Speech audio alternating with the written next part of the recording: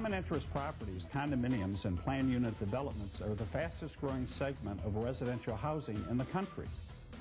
Did you know in California over 80% of the residential building permits were for common interest communities? It's the best investment I ever made.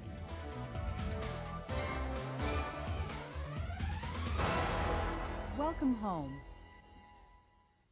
You've just moved in and you're probably excited to see what your new community has to offer. You're not alone. Matter of fact, you're one of over 48 million households who has made the choice to be part of a planned community, which is the fastest growing segment of residential housing and has been now for better than 15 years. As you become familiar with your new home and surroundings, you're sure to hear about your community organization. It may be called a residents association, owners association, condominium association, or other similar names. I like to refer to it as our community association.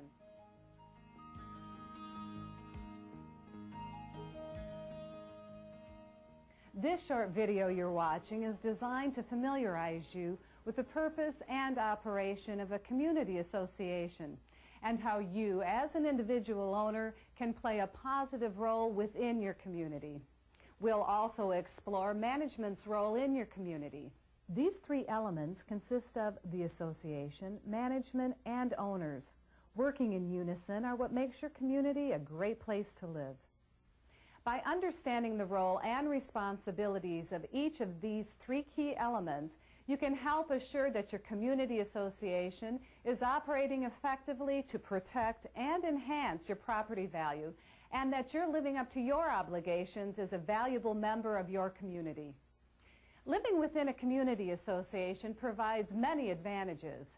Freedom from day-to-day worries about maintaining the common elements, leaving you more time to pursue your favorite activities. Many community associations offer recreational amenities such as pools, tennis courts, parks, or golf, which are easily accessed by residents who share in the cost of maintenance, but don't have to worry about doing the work. We're proud of our facilities and the quality of life in our community association. This is a great place to live and a beautiful place to visit. And as in any community association, there are certain responsibilities we all share to ensure harmonious living. So let's take a closer look at some of these.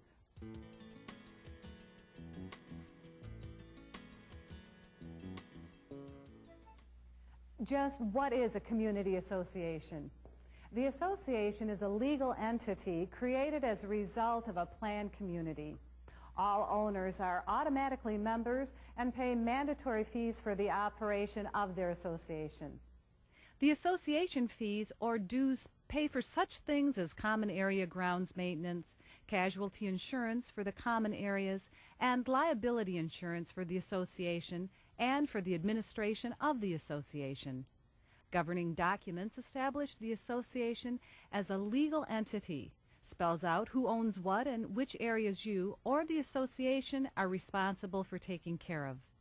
Other important documents specify fees and services and outline rules for living in the community. We'll talk about these documents later. The common areas, usually the entrances to the association, along with the common grounds and buildings, are owned and shared jointly by all association members. The decoration, maintenance, repair, and replacement of these common areas are the responsibility of the association and are paid for out of the fees collected from the owners. At closing, you received a set of documents that define the common elements, describe the rules, restrictions, and regulations that you need to abide by, and lay out how the association will be administered. These documents define the common elements, describe the rules, restrictions, and regulations that the community association has, and how the association is administered. If you're missing any of these documents, please contact us. A board of directors is responsible for governing your association. They help create and enforce these rules. Members of the board are owners serving on a volunteer basis. They're elected by a quorum of residents at the annual meeting. Therefore, it's important that you participate in the annual meetings to vote for your board. Without a quorum, another meeting must be scheduled, wasting valuable association dollars. Since board members are residents, just like yourself, and have volunteered their time, it's important to approach problems constructively. Badgering them with complaints each time you meet certainly discourages them from volunteering again. The success of multifamily community living is dependent upon the cooperation and understanding of its members. With that in mind, working together with the board members and committee members can ensure that your community will run smoothly and effectively. After all, board members are owners, just like yourself.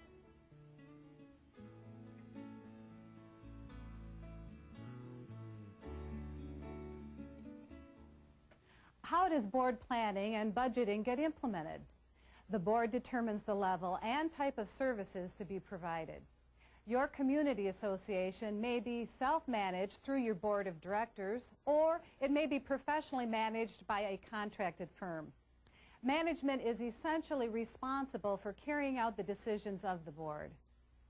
Management functions include handling association correspondence, arranging the annual meeting and supervising the election of directors, ensuring that appropriate insurance policies for the association are in place and renewed at the appropriate time, providing accounting function, including collecting monthly fees and dispersing funds for services, and managing maintenance, repair or replacement of the common elements.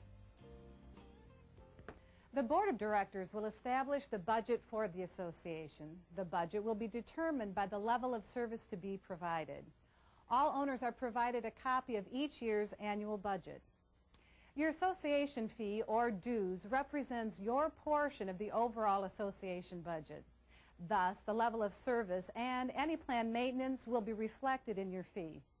Once the budget is approved, management will arrange to provide the budgeted services. Management collects the monthly fees from owners on behalf of the association and disperses funds to service providers, such as contractors, waste haulers, pool cleaners, landscaping companies, and so on. When all owners make monthly fees promptly, management can ensure that adequate services are provided. You have an obligation to make your monthly association fees to management. The management arranges for the maintenance and repair of the common elements.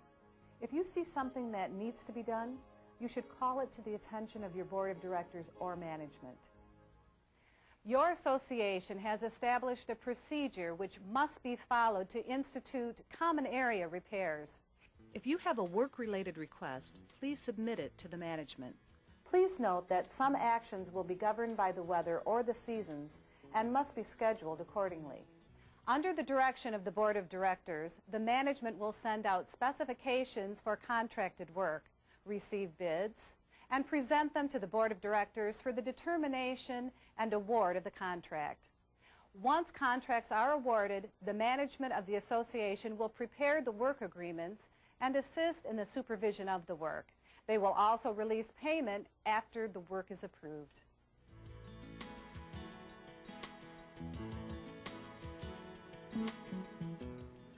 In any real estate venture, game or reality, there are rules. Universally, the rules and regulations are adopted to give order and continuity so all residents may enjoy the community.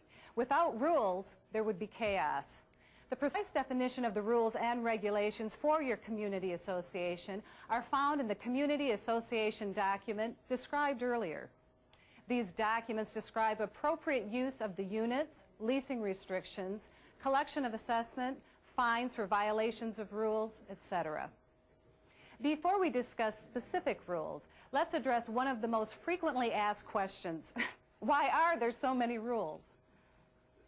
Community living is based on sharing a common area with your neighbors, and any use of the common area must respect the sharing arrangement.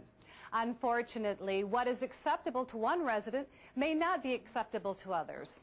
Some people like pink flamingos in the front yard, and others do not. In order to avoid a set of ongoing confrontations, a basic set of rules has been established to determine what is acceptable and what is not acceptable in your association. Most are based on the association's golden rule: respect the rights of your co-residents. Veteran Association residents know that most disputes in the association involve the 3 Ps: parking, pets, and people. These are the rules regarding the parking of your vehicles and what type of vehicles you may park in the common element. Common restrictions are that there should be no trucks, trailers, or commercial vehicles parked at the community. Vehicles that are parked on site should be licensed and operational. These rules will help to prevent your community from looking like a used car lot. Certain areas of your community might be designated for the parking of the vehicles. A basic guideline is to park in your garage, carport, driveway, and common parking lots. You should avoid parking on the lawns, sidewalks, and any area that may be designated as a fire lane. Pets are the second member of the 3 Ps. Pets are often like a member of your family, and most associations allow 1 or more pets. But the association has been designed for people, so the rules for pets ensure that your pet does not create a serious conflict with your co-residents. Animals must be leashed when outside and must be attended to by a responsible person. You must clean up the pet's droppings from the common elements. No pets in pools or clubhouses. Pets must be good neighbors. No savage or dangerous animals. No obnoxious noise, odor, or unsanitary conditions. Most of the remaining rules involve the last member of the 3 Ps, people, and the things they might do to negatively impact their neighbors. We all create trash, and it has to be hauled away. On the other hand, nobody wants to live in an active landfill, so the rules ensure that trash will not be left to build up for days or be scattered throughout the community. Some typical rules to follow are: do not put the trash out prior to the designated time, typically the morning of collection. Properly package the trash. Many communities require or encourage recycling. Check the rules for specifics or contact the management. Garage sales or other signs can create a disruption. If each resident conducted a major garage sale, the community would become like a shopping mall with all the parking problems and garage signs. So most complexes will not allow this. For sale or for lease signs must also be approved and are subject to restrictions. Let's take a moment to explain one of the fundamental concepts of community living. The most common form of real estate ownership is that of a single-family dwelling. In this setting, you, the owner, are also custodian of all the elements making up your residence. In a joint ownership scenario, you now have a 50% interest in decisions involving your residents. In addition, you also share the responsibility for such items as repairs, lawn care, and insurance. In a community association, you share ownership with many owners. Although your expenses and obligations are spread out and are lessened considerably, you still must get consent from the other owners in order to make changes. We can't anticipate every question that you might have, but here are the ones we most often encounter. It seems that our association fees are a different amount than many of our friends. Why is that? This is by far the most frequently asked questions or the most often discussed between friends. Why are my association fees higher than my friends? Their home is just like ours. As we discussed earlier, the association fee is your proportional share of the association budget. The only way to compare fees is to compare budgets between associations. Compare the services provided, the reserve funding, the improvements scheduled, and so on. If there is a major difference between fees, there is probably a major difference in the services provided. Remember, board members also pay the fees, and they don't want to see them any higher than they have to be. How is the amount of my monthly fee calculated? In an association, each owner has an interest in the common areas. That interest may be equally shared or proportionally split, depending on how it was established by the developer. Your governing documents explain how your community's common areas are shared. The yearly budget is divided among the residents, either equally or proportionally shared. Can I change or enhance the exterior of my home? Although you own your home, the association has some say in the overall appearance of the community. You will want to check with the association before making any alterations or modifications to the exterior of your home or the grounds around it. How is approval granted for the work that I have requested? does the management company determine and prioritize the repairs at the community? The management company does not determine what tasks are done and what tasks are not done. This is done by the board of directors. If a specific repair was not made, it is often due to the fact that it involves an expensive capital replacement, and the association has not included this in the annual budget.